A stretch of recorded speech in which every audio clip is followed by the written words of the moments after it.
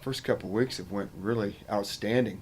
When I start comparing it to the last couple of years and what we've been able to accomplish once we get home from Christmas break. So very excited about the weather we've had. It's allowed us to compete outside on a daily basis or whenever we need to. We've been getting in lots of scrimmages and seeing some sun, getting some good BP on the field, plenty of ground balls, and so that's a very good start to, getting ready to play next week. We've obviously been going now since the end of August, and it's a new team, but we've got a lot of kids back as well. We lost a couple kids to the draft, actually three, one out of high school, and then Damon Jones and Shane Matheny. So we replaced them and moved on and moved some kids around position-wise, but I feel very good about where we're at positionally. We bring back quite a few of our players from last year, and we've got some additions to that group that we think are going to be very good too. And then when you look at our pitching staff, we have some key pieces back. We've reorganized it to see just how good we could be at the front, and with the addition of a couple more high school kids and a couple junior college kids, we've seen some pieces start to come together, and some of it is just being older. We're a senior-led team, a senior-dominated team. Probably the most seniors I've ever had on one team as a coach, and so hoping we can reap the rewards of that. Some kids being here for the last 3 years with guys like Scotty Sunich and J.J. Hancock, Derek Chapman, kids like that we think can help us. So, questions in the room? You mentioned the weather. I mean, you haven't had that yet in your tenure here. I mean, what type of effect do you think it's going to have on the team when you guys usually go down to California, somewhat warm? But well, it sure ain't going to hurt, I'll promise you that. Being able to actually take ground balls and actually throw to a hitter outside and track balls, it's been very nice. It would be, I would say, I would compare it to not being able to be outside. Coach Kent working out all fall on half court and not being able to use a full court until he played the first game. It'd be kind of tough to run a full court offense and defense, And so having that this year, and it's been, we've definitely reaped the rewards of that. Just looking at the non-league schedule, you guys go to Alabama, some games in Tempe. Do you think some really good competition early on will kind of help you guys prepare for? It's usually a pretty rigorous pack also. Yeah, I really believe our schedule is very rigorous. I look at the teams that we were playing early. Nebraska is projected to win the Big Ten, and they return quite a few of their players back. Grand Canyon, who we play that following Tuesday, returns arguably one of the best pitchers on the West Coast. Probably won't see him because he'll be thrown on the weekend, but they're also supposed to win the WAC conference. And then I thought it'd be a good adventure to go out and play somebody in the SEC, very good league, and be able to, when I think about creating a schedule that's competitive, especially early, getting our kids out and having those couple weeks to really get to know each other, to maybe get some extra talks in throughout the day, in building our team and talking about the things that will help us have success. And then when you play an SEC team who goes out and plays everybody else, the SEC is year in, year out, tends to send quite a few teams to regionals. So that'd be good for our kids to go out there and do that play and get going in a 3-game set. You won 4 straight league series last year, and for a moment you and I were kind of talking like this could get weird if you beat the Beavers and the Cardinal. You had a lot on the table those last 2 series. You said you lost Damon, Friday starter. How does this year's team, a lot of returners you said, how do they compare to last year's team, you think, this year versus last year? Well, we've got some, we don't have as much youth in the key positions. Andres Alvarez returned at shortstop. We've moved Dylan Plouffe from second base to third base. Shane Matheny, in my opinion, was the best third baseman in the league last year. So that transition from Dylan moving from second to third has actually helped him, and it's helped us. He's a better third baseman than he is a second baseman. We've moved Justin Herron from left field, and he's now playing second base. and been a very nice transition. You could tell the growth that those older kids have made just in 2 years. You know, Justin we put him at shortstop for us a couple years ago, and it didn't go so well. And then we moved him out to left field. It started going pretty good. And then now he's got another year on him where he's really embraced the second base position. We do plan on playing him in left and second to have that option, and that's the luxury we have with Justin because he's such a fine athlete. And then the addition of we have 2 other kids, well actually 3 other kids in the infield that we really like. Mason De La Cruz, who's a freshman, who I feel I could start at shortstop today and be good with it. A very high-end defensive second baseman, probably our best second baseman, but just needs some at-bats. His skill set is very high. We're trying to create a very good skill set at the plate. You know, for him to come in here and you know, hit 310 first year, I don't see that. So he's done a very good job of preparing himself as a bunter, a hit and run, competing with 2 strikes, jumping on the pitches he's supposed to. And then I've been very pleased with Jack Smith, big 6'3", 215-pound third baseman of Mercer Island. Jack has continued to get better and better every scrimmage. All he's done since he's got here is just hit. His skill set at third has come along, and we feel good about that. And he's going to get his time somewhere throughout the year. And then the addition of Wyatt Siegel over at first base, I feel very good. You know, James Rudkin started every game for us at first base last year, I think. And James is that type of player.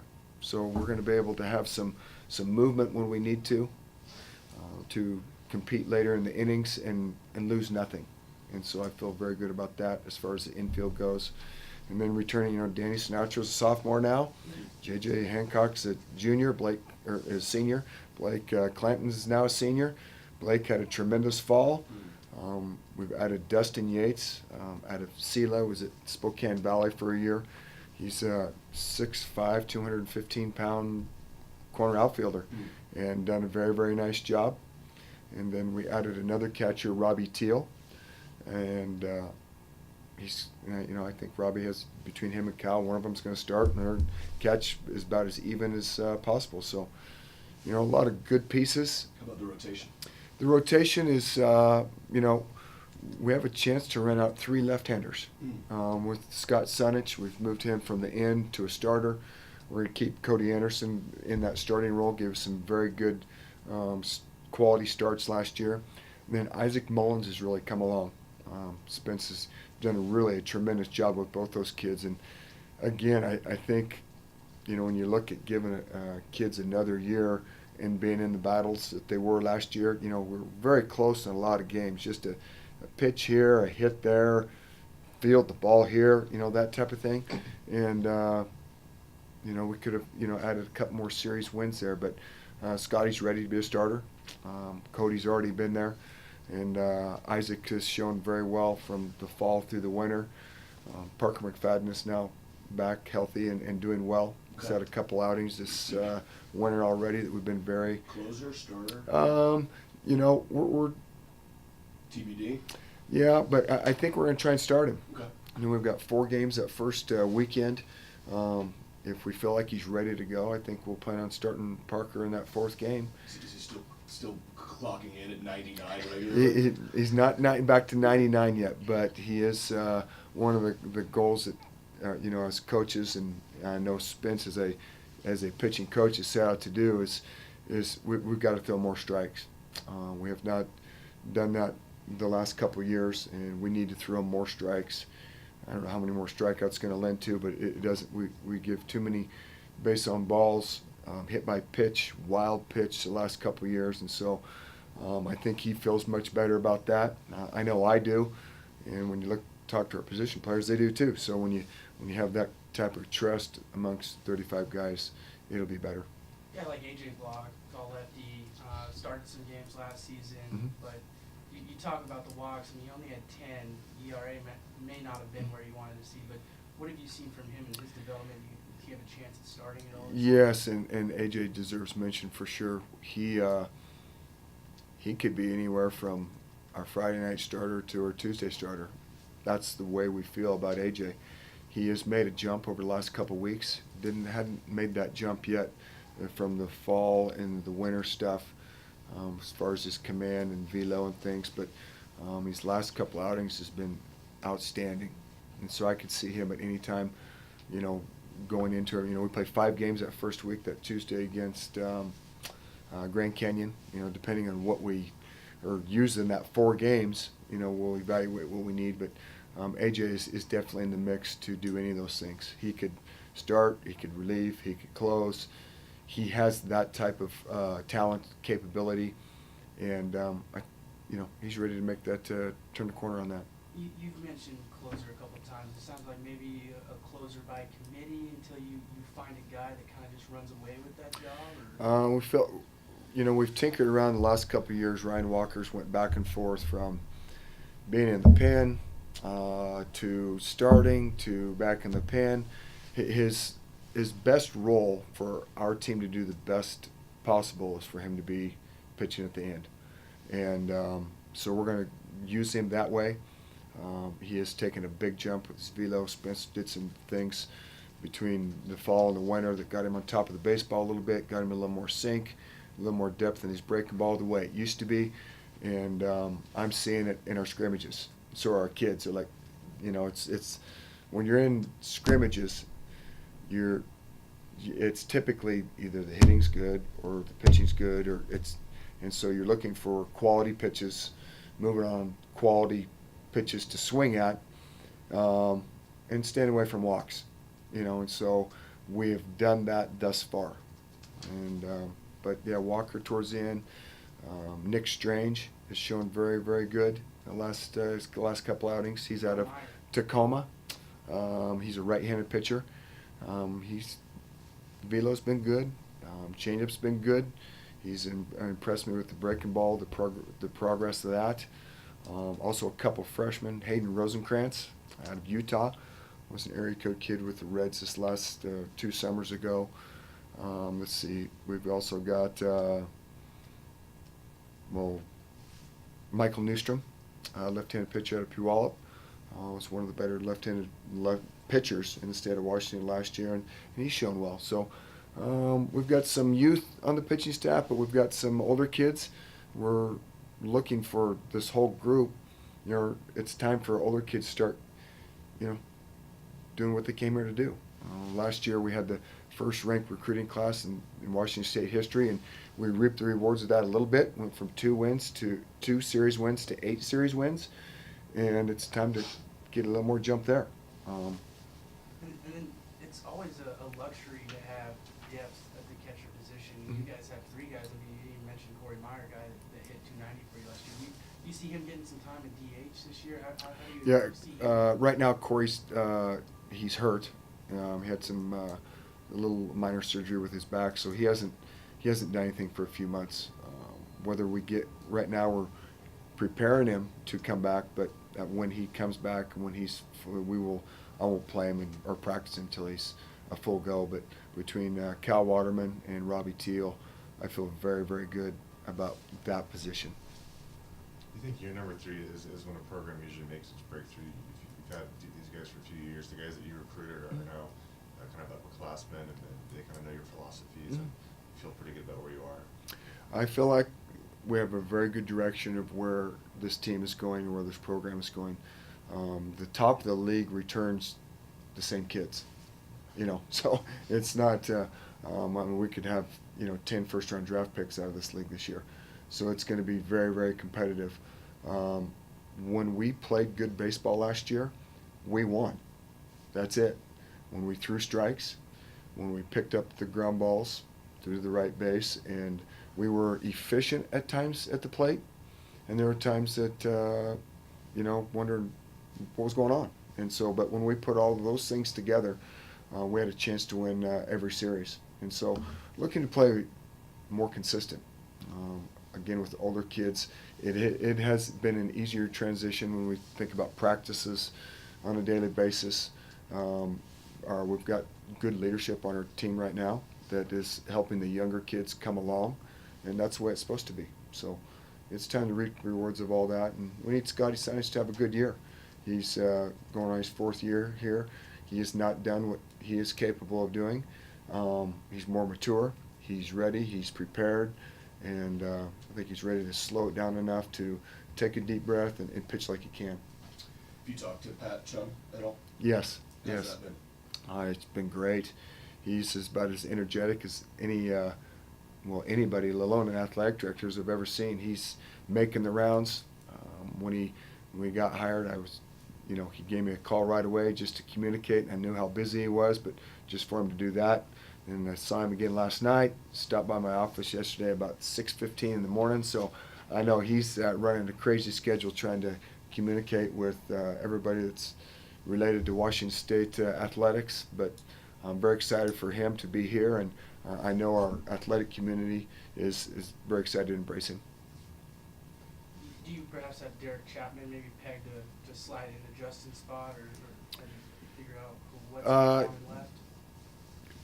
If I were to start today, it'd be some version of Blake Clanton, Dustin Yates in left, Sinatro in center, J.J. Hancock in right.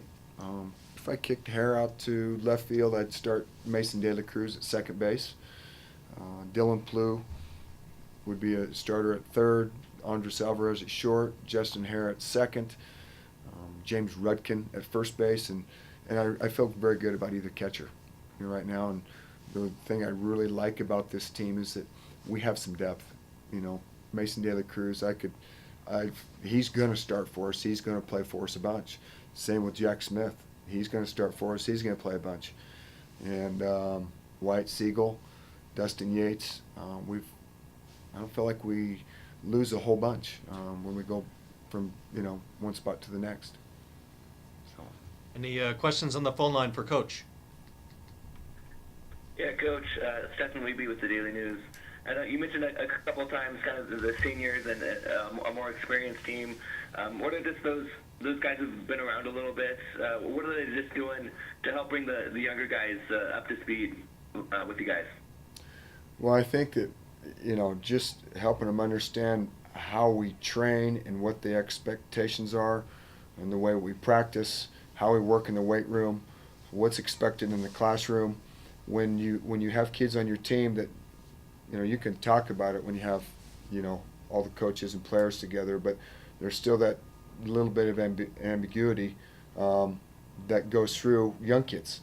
They're moving from an area, they're at home and they had high school baseball and they've had a few different coaches, but now something that's a little more intense. It's supposed to should mean a little bit more in how you prepare and what you do.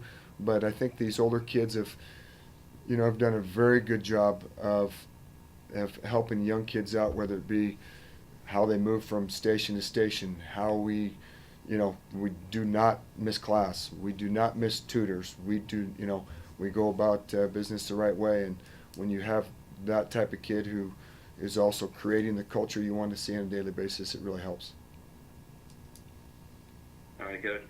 I know in the beginning you kind of mentioned Shane Matheny and a lot of guys or a couple other guys that are gone as well. But just how do you replace a guy like that who did a lot of things for you? That's one of the reasons I think you recruit for the future and you train like somebody can always be a starter. And Shane is he did a very good job for us for 2 years, and I think he went from batting average from like 212 to 305 in 2 years. One time his freshman year, he had almost 20 errors, and in the second year he didn't have an error in Pac-12 play. So you're talking about replacing somebody who's very good, but Dylan has done a very nice job. I actually think he'll be a better hitter earlier than Shane was as a sophomore, so that'll help. And Dylan's just trying to learn. He was a high school shortstop. Then we moved him to second, which is an island in itself. And then he moves to third. There's another island itself. So trying to understand, what your responsibilities are at third base is different. But he's really made good adjustments, and he takes a lot of time to understand the position, and he's really embraced it. All right. Thanks, Coach. Thank and you. then we have time for a couple more in the room. A lot of left-handers on the team. How excited are you about that? And what they can bring to the table? Obviously, Southpaw is a different animal. Yeah, that's one of the reasons we're able to start possibly all three left-handers now. Eventually, we'd like to get to one of those right-handers emerges, and then we can maybe have some flexibility against lineups as the season starts, and maybe give one of those guys a rest and let start a right-hander. But as it is right now, that's where we're at, and we've got some youth there. Bryce Moyle's going to be another very good one too. He's pitched very well out of Nevada. Very excited about the progress that he's made. So, I just feel good about where we're at with it. I think Spence has got a good plan. I can see it working, and it's really nice when you can see it working, actually practicing it before you play your first game.